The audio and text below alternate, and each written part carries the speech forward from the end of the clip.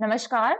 आप सभी का स्वागत है एग्जाम ओरिजिनल्स के यूट्यूब चैनल पर। मैं हूं मेघना। आज है 7 जनवरी और हम डिस्कस करने वाले हैं आज के सारे इंपॉर्टेंट करंट अफेयर्स की और इससे जुड़ी हुई थ्योरीज कौन सी हैं, प्लस प्रीवियस ईयर में करंट अफेयर वाले सेक्शन से किस तरीके के क्वेश्चन पूछे जा रहे हैं, प्रीलिम्स के पर्सपेक्टिव से आपके लिए कौन से फैक्ट इंपॉर्टेंट है और मेंस के पर्सपेक्टिव से आपके लिए क्या चीजें इंपॉर्टेंट हैं, कौन सा डेटा इंपॉर्टेंट है, तो वो सारी चीजें हम डिस्कस करेंगे। तो चलिए शुरू करते हैं आज की हमारी पहली न्यूज से। फर्स्ट न्यूज है, Aditya L1 reaches destination in orbit around L1। तो अब इसरो जो कि इंडियन स्पेस रिसर्च ऑर्गेनाइजेशन है, उसने आदित्य L1 स्पेसक्राफ्ट को लेग्रांज पॉइंट L1 के अराउंड हेलो ऑर्बिट पे प्लेस कर दिया है। तो जो आदित्य L1 है वो इंडिया का फर्स्ट सोलर मिशन है जो 127 दिनों के बाद अपने टारगेट पॉइंट पर पहुंच गया है। ठीक है, तो जो आदित्य L1 है वो स्पेसक्राफ्ट पेरियोडिक हेलो ऑर्बिट पर प्लेस किया गया है जो रफली 1.5 मिलियन किलोमीटर है अर्थ से। अब ये किस चीज पर हेल्प करेगा, तो इस ऑर्बिट पर पहुंचने के बाद जो मिनिमम लाइफ टाइम है इसका मिशन का लाइफ टाइम है वो 5 इयर्स तक इंश्योर हो जाएगा, प्लस जो स्टेशन कीपिंग मैनूवर्स हैं वो भी कम हो जाएंगे और फ्यूल का कंजम्पशन भी इस ऑर्बिट पर प्लेस करने से कम हो जाएगा आदित्य L1 को। यहां से एक अनऑब्स्ट्रक्टेड और कंटिन्यूस व्यू मिल पाएगा किसका, सन का। तो सन का एक और अनऑब्स्ट्रक्टेड व्यू प्रॉपर मिल पाएगा। जैसे बीच बीच में इक्लिप्स आ जाते हैं, ग्रहण लग जाते हैं, सूर्य ग्रहण आ गया, ये सारी चीजें कुछ भी ऑब्स्ट्रक्शन नहीं आएगा। तो ये सारी चीजें ऑब्स्ट्रक्शन नहीं क्रिएट करेंगी। प्लस आदित्य L1 में 7 पेलोड्स हैं जो कि फोटोस्फीयर, क्रोमोस्फीयर और outer most layer of the sun को ऑब्जर्व करेंगे। तो ये था आज का। अब इससे रिलेटेड जो इंपॉर्टेंट चीज है आपके इंडियन स्पेस रिसर्च ऑर्गेनाइजेशन के बारे में, क्योंकि आपके प्रीलिम्स के लिए भी इंपॉर्टेंट है और मेंस के लिए भी इंपॉर्टेंट है पेपर 3 में, जहां पर ऑर्गेनाइजेशंस के बारे में पूछा जाता है। जो ISRO इसरो है वो नेशनल स्पेस एजेंसी है इंडिया का, या फिर हम बोल सकते हैं राष्ट्रीय अंतरिक्ष एजेंसी है इंडिया का, और ये ऑपरेट करता है as a primary research and development arm of the department of space. जो डिपार्टमेंट ऑफ स्पेस है वो एक इंडिपेंडेंट डिपार्टमेंट है, मींस ये किसी भी मिनिस्ट्री के अंदर नहीं आता है। ठीक है, जैसे आपके बाकी डिपार्टमेंट्स है, डिपार्टमेंट्स ऑफ फैमिली वेलफेयर है, अब हेल्थ है, डिपार्टमेंट ऑफ हेल्थ है, तो ये आपके मिनिस्ट्री ऑफ हेल्थ के अंदर आ रहे हैं। पर डिपार्टमेंट ऑफ स्पेस एक इंडिपेंडेंट डिपार्टमेंट है जो किसी भी मंत्रालय के अंदर नहीं आता है और इसको directly prime minister of India के द्वारा ऑपरेट या ओवरसी किया जाता है। ठीक है, अब इसके फाउंडर, जो इसरो के फाउंडर थे वो कौन थे, या संस्थापक विक्रम साराभाई हैं।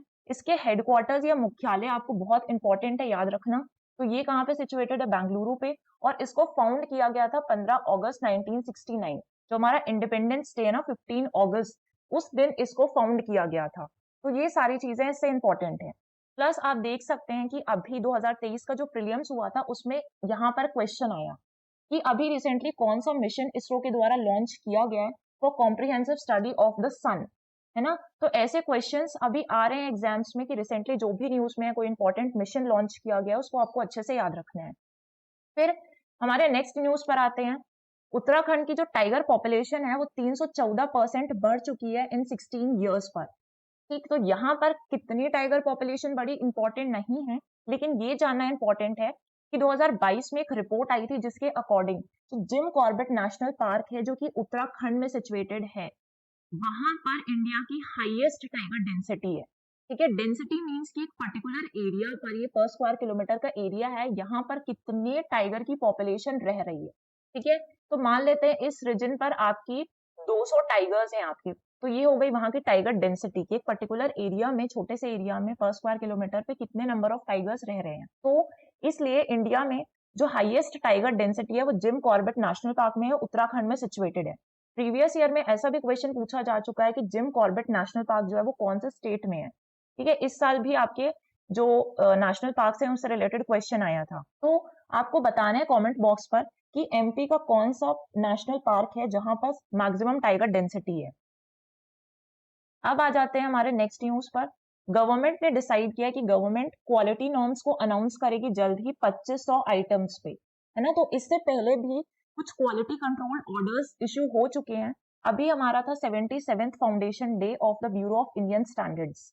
अब यहाँ पे जो यूनियन कॉमर्स मिनिस्टर हैं, union commerce minister Piyush Goyal, उन्होंने बोला है कि इससे पहले भी 14 क्वालिटी कंट्रोल ऑर्डर्स पास किए जा चुके हैं, 106, मतलब 106 प्रोडक्ट्स के लिए 2014 तक, जो हो गए हैं 672 प्रोडक्ट्स के लिए 2024 तक इतना टारगेट था, अब ये सारी चीजें हो चुकी हैं।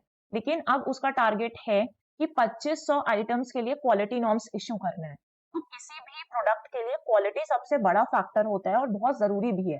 ऐसी चीज है जिसको आप जो कि नेग्लिजिबल नहीं है, इसमें आप लापरवाही नहीं बरत सकते हैं, ऐसी चीज हो जाती है क्वालिटी। एक और इनिशिएटिव था जीरो डिफेक्ट जीरो इफेक्ट, है ना। ये क्या इनिशिएटिव है कि किसी भी प्रोडक्ट में, मतलब बेसिकली ये जो चीज है वो एमएसएमई इंडस्ट्रीज से रिलेटेड है, micro small and medium enterprises से रिलेटेड है, जीरो डिफेक्ट जीरो इफेक्ट, ताकि ये इंश्योर कर सके कि ज्यादा क्वालिटी मेंटेन की जाए, प्रोडक्ट्स पे सस्टेनेबल रहें, इको फ्रेंडली रहें, और क्लाइमेट का इम्पैक्ट भी ऐसे प्रोडक्ट्स के द्वारा कम पड़े। क्लाइमेट पे जो इम्पैक्ट पड़ रहा है वो क्लाइमेट को किसी भी तरीके से डिस्ट्रॉय ना करे। तो quality is the king but better quality is probably the emperor, ये बोला गया है। अब एक परख करके भी इनिशिएटिव है जहां पर यंगस्टर्स को इनकरेज किया गया है कि वो एम्बेसडर्स बने, इसके एम्बेसडर्स ऑफ क्वालिटी बने, ठीक है। Performance assessment review and analysis of knowledge for holistic development initiative भी इस चीज से ही रिलेटेड है, ठीक है। परख इनिशिएटिव आपको ध्यान में रखना है। अब इसके बाद हम समझ लेते हैं कि जो ब्यूरो ऑफ इंडियन स्टैंडर्ड्स है वो एक्चुअली में नेशनल स्टैंडर्ड्स बॉडी है इंडिया का, ठीक है। तो भारतीय मानक ब्यूरो भारत सरकार की उपभोक्ता मामले, खाद्य और सार्वजनिक वितरण मंत्रालय के उपभोक्ता मामलों के विभाग के तहत भारत का राष्ट्रीय मानक निकाय है। इसके अंदर आता है department of consumer affairs, ministry of consumer affairs, food and public distribution. जो ब्यूरो ऑफ इंडियन स्टैंडर्ड्स एक नेशनल स्टैंडर्ड्स बॉडी है, वो कौन सी मिनिस्ट्री के अंदर आ रहा है या फिर कौन से मंत्रालय के अंदर आता है, और कब फाउंड किया गया था? ये फाउंड किया गया था 1986 में। लेकिन इसका जो एक्ट है वो कब आया recent? Bureau of Indian standards act आया था 2016 पे, जिसमें इसको स्टैट्यूटरी स्टेटस दिया गया, और इफेक्टिव कब हुआ ये एक्ट? 2017 में। तो एक्ट इंपॉर्टेंट है कि 2016 पर आया, ये इनिशियली फाउंड किया गया था 1986 पर। ये सारी चीजें आपको याद रखनी है। फिर आते हैं नेक्स्ट न्यूज पर। Over 10,000 cases of trafficking recorded in 5 years, but उसमें कन्विक्शंस जो है वो बहुत ही लो हैं। मतलब इतने सारे ट्रैफिकिंग, ह्यूमन ट्रैफिकिंग के जो केस होते हैं जहां पर लोगों का अवैध व्यापार किया जाता है, वो ट्रैफिकिंग के केसेस जो है वो 10,000 के भी ऊपर है। लेकिन अभी तक जो कन्विक्शन रेट है, इसमें दोष सिद्धि का जो रेट है वो काफी कम है, ठीक है। ये चीज बोली गई। तो अब ये डेटा कलेक्शन किया जाता है, ट्रैफिकिंग और ये सारी चीजों का जो भी क्राइम्स हो रहे हैं वो किसके द्वारा कलेक्ट किया जाता है? होम मिनिस्ट्री के द्वारा। ये सारी चीजें किसके अंदर आती हैं? होम मिनिस्ट्री के अंदर आती हैं, ठीक है। और अभी महाराष्ट्र जो है, यहाँ पे सबसे ज्यादा ह्यूमन ट्रैफिकिंग के केस रजिस्टर किए हैं, 1392 केसेस हैं पास्ट 5 years पर। तो फर्स्ट नंबर पे आपका जहाँ पे सबसे ज्यादा केसेस देखने के लिए मिल रहे हैं वो है आपका महाराष्ट्र। महाराष्ट्र के बाद आता है आपका तेलंगाना, और उसके बाद आता है आंध्र प्रदेश। फर्स्ट, सेकेंड और थर्ड नंबर पर ये सारे आते हैं। तो सबसे ज्यादा महाराष्ट्र में ह्यूमन ट्रैफिकिंग के केसेस देखने के लिए मिल रहे हैं, ठीक है। तो जो ह्यूमन ट्रैफिकिंग है वो, या फिर persons is prohibited under constitution of India, कौन से आर्टिकल के अंदर आता है? आर्टिकल 23, जो आपके आर्टिकल्स है फंडामेंटल राइट्स, ठीक। जो फंडामेंटल राइट्स है वो आपके सिलेबस का बहुत ही इंपॉर्टेंट पार्ट है, आपको आर्टिकल्स याद होने चाहिए। और फंडामेंटल राइट्स कौन से आर्टिकल में आते हैं? 12 से लेकर 35 तक के आर्टिकल्स में। तो ये सारे आर्टिकल्स आपको अच्छे तरीके से याद होने चाहिए, क्योंकि एग्जाम में एक साथ इतने सारे आर्टिकल्स, और भी आपके कमीशंस के भी आर्टिकल हैं, एक साथ याद रखना मुश्किल हो जाता है। तो आप ऐसे धीरे धीरे करके ही आर्टिकल्स को याद रखिए। तो ये जो अनुच्छेद 23 का एक पार्ट है, ये संविधान के तहत मानव या व्यक्तियों का अवैध व्यापार निषिद्ध करता है। अनैतिक व्यापार रोकथाम अधिनियम 1956 में एक एक्ट आया था या अधिनियम जारी किया गया था, इससे ही रिलेटेड था आपका, जो यौन शोषण के लिए, तस्करी की रोकथाम के लिए प्रमुख कानून भी है, ठीक है। Is a legislation for the prevention of trafficking for commercial sexual exploitation. तो इसलिए ये इंपॉर्टेंट है, ठीक है। तो फंडामेंटल राइट्स आर्टिकल 12 से लेकर 35 में आते हैं। और कौन सा पार्ट है आपके कॉन्स्टिट्यूशन का? Part 3 of the constitution. ये हो गया इंपॉर्टेंट। फिर देखिए आपके आर्टिकल्स के लिए बहुत सारे क्वेश्चंस आते हैं, मैंने सिर्फ एक ही यहाँ पर डाला हुआ है। Under which article of the constitution of India national commission for scheduled caste been constituted? किस अनुच्छेद के तहत राष्ट्रीय अनुसूचित जाति आयोग का गठन किया गया है? आप कमेंट बॉक्स पर इसका आंसर बताइए कि इसमें कौन सा आर्टिकल है जो national commission for scheduled cast को कॉन्स्टिट्यूट करता है। फिर मूव करते हैं नेक्स्ट न्यूज पर। अब ये जो न्यूज है ना रेड सी के बारे में, इसको हमने कल भी डिस्कस किया था कि जो रेड सी का लोकेशन है वो तो इम्पोर्टेंट है ही इस पे, साथ में ये आपकी इकोनॉमी पॉइंट ऑफ व्यू से भी काफी इंपॉर्टेंट है। अब जो हाउती जो रिबल ग्रुप है यमन का, वो काफी दिनों से हमास के सपोर्ट में इस रीजन पर अटैक करवा रहे हैं, ठीक है, तो कंटिन्यूसली अटैक हो रहे हैं। अब इससे अटैक्स के होने से जो आपके ट्रेड है उस पर क्या इम्पैक्ट पड़ेगा। तो अब ट्रेड के लिए आपको जो रास्ता यूज किया जाता है, स्विस कैनाल का रास्ता यूज किया जाता है। इससे भी एक क्वेश्चन आ चुका है कि कौन सा बिजिएस्ट कैनाल है, कुछ ऑप्शंस आए थे प्रीवियस ईयर पर। तो जो स्विस कैनाल है वो काफी इंपॉर्टेंट लोकेशन है from the perspective of trade. अब after the attacks major cargo shipping lines decided, India पे क्या इम्पैक्ट पड़ेगा। तो इस अटैक के बाद बहुत सारी कार्गो शिपिंग ने डिसाइड किया कि अब वो इस रास्ते से ना जाकर दूसरे रास्ते को अपनाएंगे, ठीक है। तो ऑलमोस्ट 90% ऑफ द जो वेस्टर्न हेमिस्फेयर के कार्गोज हैं वो इसी स्विस कैनाल वाले रूट से पास होते हैं, ठीक। तो इसमें क्या इम्पैक्ट पड़ेगा इंडिया के लिए कि जो डेवलपमेंट्स हैं could make imports costlier, imports हमारे कॉस्ट क्लियर हो जाएंगे, प्लस आपको मैनेजमेंट भी अच्छे तरीके से करना पड़ेगा कि अभी ये वाला जो रूट था वो शॉर्ट था, लेकिन अब घूमकर जो चीजें आएंगी उसके लिए आपको इन्वेंट्री मैनेजमेंट अच्छा रखना पड़ेगा। इससे आपके जो एक्सपोर्ट इंपोर्ट के साइकिल है ज्यादा लंबे समय तक चलेंगे, है ना, टाइम बढ़ जाएगा। अब सबसे ज्यादा यहाँ से क्या इंपोर्ट किया जाता है, आपका क्रूड ऑयल। तो जो क्रूड ऑयल या पेट्रोलियम आ रहा है ये भी इंडिया काफी इंपोर्ट करता है, 35% मिडिल ईस्ट के नेशन से ही आ रहा है। तो ऐसे में यहाँ पर भी इम्पैक्ट पड़ेगा आपके, ठीक है, कि पंप के प्राइसेस जो है पेट्रोल और डीजल के कम नहीं हो पाएंगे अगले कुछ टाइम तक। वैसे भी कम नहीं होते हैं, वैसे ही चलता है क्योंकि गवर्नमेंट इतने सारे टैक्सेस इंपोज कर देती है, स्टेट गवर्नमेंट वैट लगा रही है। तो इसमें क्या होता है कि तो इनफैक्ट जो इंडिया का डिपेंडेंस है इंपोर्ट पर अप्रैल से सितंबर के बीच में वो 87.6% था according to the government petroleum planning and analysis cell के अकॉर्डिंग। हम इतना इंपोर्ट कर रहे हैं इस रीजन से। तो इसलिए अब इससे रिलेटेड जो आपके लिए ज्योग्राफी के लिए लोकेशंस है वो भी समझेंगे और इकोनॉमी के पर्सपेक्टिव से। पहले इकोनॉमी का देख लेते हैं कि अभी तक रशिया रशिया जो है वो 2023 22-23 का जो ड्यूरेशन था उसमें रशिया से हम सबसे ज्यादा क्रूड ऑयल इंपोर्ट कर रहे थे। अब यहाँ से जो क्रूड ऑयल आता है ना वो पूरे इस लोकेशन से पास करता है, यहाँ पे आपका ब्लैक सी है, फिर मेडिटेरियन सी से पास करेगा और यहाँ स्विस कैनाल से पास होकर फिर यहाँ पे इंडियन ओशन और इंडिया तक पहुंचता है, ठीक है। फिर इंडिया जो प्रोडक्ट्स बनाता है पेट्रोलियम प्रोडक्ट्स वो भी इसी रूट के थ्रू वो लंदन वगैरह में एक्सपोर्ट या यूरोपियन कंट्रीज में एक्सपोर्ट करता है। तो अब ये वाला रूट कितना इंपॉर्टेंट है, और अगर स्विस कैनाल वाले रूट से जाते हैं तो 6400 माइल्स लगभग 12000 किलोमीटर का डिस्टेंस है और यहाँ से जाने में 14 दिन लगते हैं। डिस्टेंस कम है, टाइम कम है, तो ऑब्वियसली जो कॉस्ट होंगे वो भी कम हो जाएंगे। लेकिन अब यहाँ इस रीजन में काफी अटैक्स हो रहे हैं तो अब यहाँ से तो आ नहीं सकते। तो अभी पूरा जो काम होगा ये जो केप ऑफ गुड होप वाला रीजन है ये हो गया आपका केप ऑफ गुड होप। अब इंडिया को जो भी कार्गो यहाँ से पास करने हैं वो अब इस रीजन से जाएंगे और आएंगे भी इसी रीजन से। अब यहाँ पे जो डिस्टेंस है वो बढ़ जाता है 11300 नॉटिकल माइल्स, मतलब 20,000 लगभग 20 से 21,000 किलोमीटर डिस्टेंस हो जाता है, 24 दिनों का समय लगेगा। तो यहाँ पे डिस्टेंस टाइम बढ़ गया और आपका कॉस्ट भी बढ़ जाएगा। प्लस ऐसा भी लॉस है ना कि जो पेरिशेबल आइटम्स है जो जल्दी खराब हो जाते हैं उसमें भी डिफिकल्टी आएगी इतना बड़ा टाइम उसको डिस्टेंस ट्रैवल करने में। तो ये सारी चीजें हो गई। शॉर्टकट जो है वाला रिड्यूस कर देता है डिस्टेंस को लगभग 43%। तो ये हो गया आपके इकोनॉमी के पर्सपेक्टिव से कि ट्रेड बढ़ जाएंगे, इससे आपके जो इम्पोर्ट्स हैं वो भी महंगे हो जाएंगे और टाइम भी बढ़ जाएगा। लेकिन अगर आप ज्योग्राफी के पॉइंट ऑफ व्यू से देखें तो आपका स्विस कैनाल का लोकेशन, आपका केप ऑफ गुड होप का लोकेशन जो कि काफी इंपॉर्टेंट है, ये सारी चीजें आपको ध्यान में रखनी है, ठीक है। मूव करते हैं हमारे नेक्स्ट न्यूज पर, जहां पर बात की गई है कि अमित शाह ने बोला कि take stock of generic drug plan. जो जेनेरिक ड्रग्स होते हैं अब उसके बारे में बोला गया है कि जो आपकी प्राइमरी एग्रीकल्चर क्रेडिट सोसाइटीज हैं जो कि क्रेडिट देने का काम करती हैं और ज्यादातर आपको रूरल एरियाज पे दिखेंगी जो लोन्स प्रोवाइड करती हैं सारे, लेकिन अब उनको परमिशन दी गई है कि वो जन औषधि केंद्र भी बनाएंगे, ठीक है। अब जो गवर्नमेंट है उसकी एक स्कीम है प्रधानमंत्री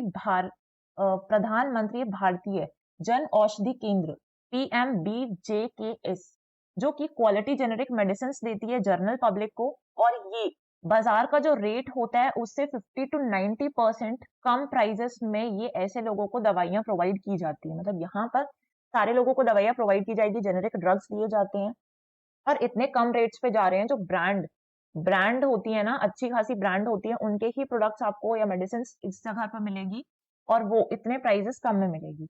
तो 2000 टाइप्स की जेनेरिक मेडिसिन दी जाती हैं और कम से कम 300 से ज्यादा सर्जिकल इंस्ट्रूमेंट यहाँ पर मिल जाएंगे आपको, जो कॉमन सिटीजन को अफोर्डेबल प्राइजेस पर मिलते हैं। ठीक है। PACS primary agriculture credit societies को रिसेंटली ऑपरेट किया गया कि वो प्रधानमंत्री भारतीय जन औषधि केंद्र के रूप में ऑपरेट कर सकती हैं।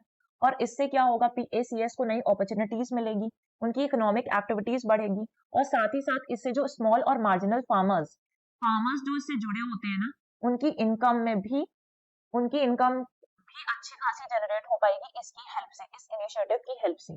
एम्प्लॉयमेंट अपॉर्चुनिटीज को भी रूरल एरियाज पर, जो गांव के इलाके हैं वहां पर एम्प्लॉयमेंट अपॉर्चुनिटीज को भी इंक्रीज करेगा। ठीक है। तो ये सारी चीजें बोली गई हैं इससे रिलेटेड। अब हम समझ लेते हैं कि एक्चुअली में जो आपकी PACS है, प्राइमरी एग्रीकल्चर सोसाइटीज, जो इकोनॉमी के लिए भी इंपॉर्टेंट है, वो एक्चुअली में होती क्या है। तो ये स्मॉलेस्ट कोऑपरेटिव क्रेडिट इंस्टीट्यूशन है जो कि लोन प्रोवाइड करते हैं और ये रूरल एरियाज में मोस्टली आपको देखने मिलेंगे। They operate at the village level. Last link होती है ना 3 tier कोऑपरेटिव क्रेडिट स्ट्रक्चर में। तो ये छोटी सहकारी ऋण संस्थाएं हैं, ग्रामीण स्तर पे काम कर रही हैं और ये त्रिस्तरीय सहकारी ऋण संरचना में अंतिम कड़ी है। ठीक है। इसका काम क्या है कि जो भी रूरल बोरोअर्स हैं या ग्रामीण उधारकर्ताओं को ऋण प्रदान करते हैं, ऋण चुकौती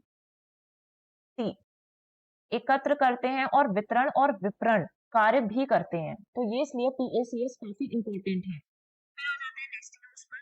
इसमें बोला गया है कि प्रदेश में 3.74 करोड़ लोगों को आयुष्मान बनाने का लक्ष्य भोपाल से, ठीक है, लक्ष्य है। और आपको याद रखना है कि जो भोपाल है, भोपाल में ये चीजें अच्छे से इम्प्लीमेंट नहीं हो पाई है, मतलब ज्यादातर लोगों के आयुष्मान कार्ड नहीं बन पाए हैं।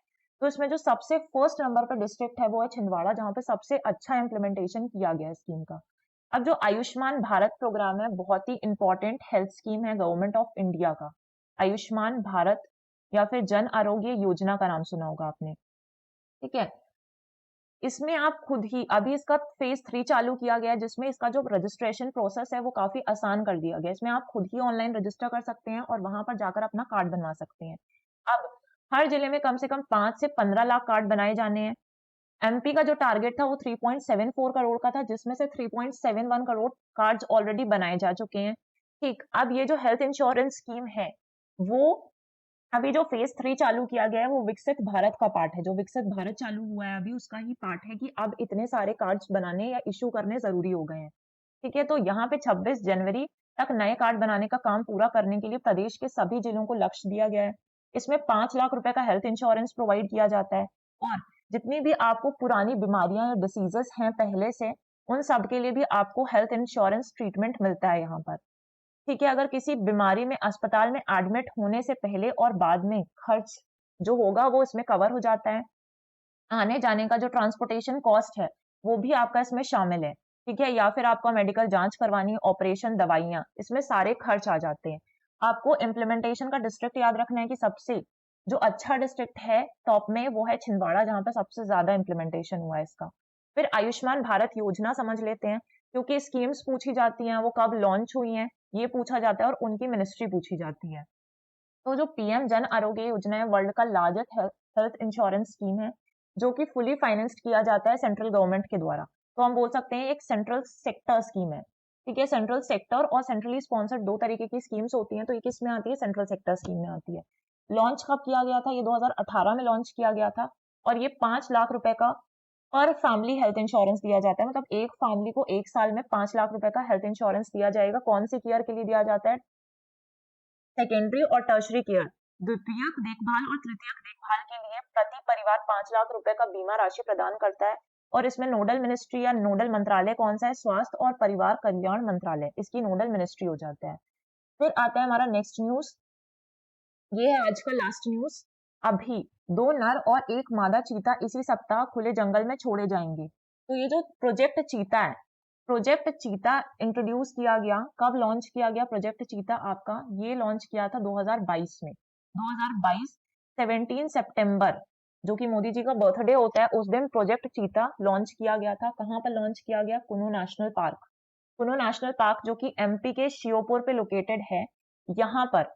और ये जो पार्क है ना वो 2018 में ही स्टैब्लिश किया गया है। तो आपसे अगर पूछा जाएगा कि लेटेस्ट नेशनल पार्क कौन सा है एमपी का, तो वो भी कौन सा है आपका कुनो नेशनल पार्क है। यहाँ पे चीता इंट्रोडक्शन री इंट्रोडक्शन प्लान, री इंट्रोडक्शन क्यों, क्योंकि 1952 में इंडिया से चीता की जो पॉपुलेशन है वो एक्सटिंक्ट डिक्लेयर हो गई थी। तो उसके बाद अभी इसको फिर से री इंट्रोड्यूस किया है। पॉपुलेशन ऑफ चीता को क्या बोलते हैं, रीस्टोर करना है यहाँ पर। तो आपको उसका स्थान, कुनो नेशनल पार्क का स्थान और स्थापना याद रखनी है कि कब हुई थी। ठीक है, तो ये हो गई इससे सारी चीजें रिलेटेड। अब आपको कमेंट बॉक्स पे बताना है कि कौन सी दो देश हैं जहां से चीता को लाने का या फिर चीता री इंट्रोडक्शन प्लान है, वो कौन सी दो कंट्रीज से चीता को लाया जाएगा इंडिया में या लाया गया है। कमेंट बॉक्स में कमेंट करके बताइए। तो आज की जितनी भी इंपॉर्टेंट न्यूज थी, उससे रिलेटेड क्वेश्चंस, उससे रिलेटेड थ्योरीज हमने देखी है। आपको इसी पर्सपेक्टिव से पढ़ना है। जब आप प्रीवियस ईयर के क्वेश्चंस देखते हैं ना, तो आपको आइडिया लग जाता है कि हमें करंट अफेयर्स या आप रोज न्यूज़पेपर पढ़ रहे हैं तो कौन सी चीजें इंपॉर्टेंट है, किन चीजों को आपको हाईलाइट करना है। So that's it for today. Thank you guys.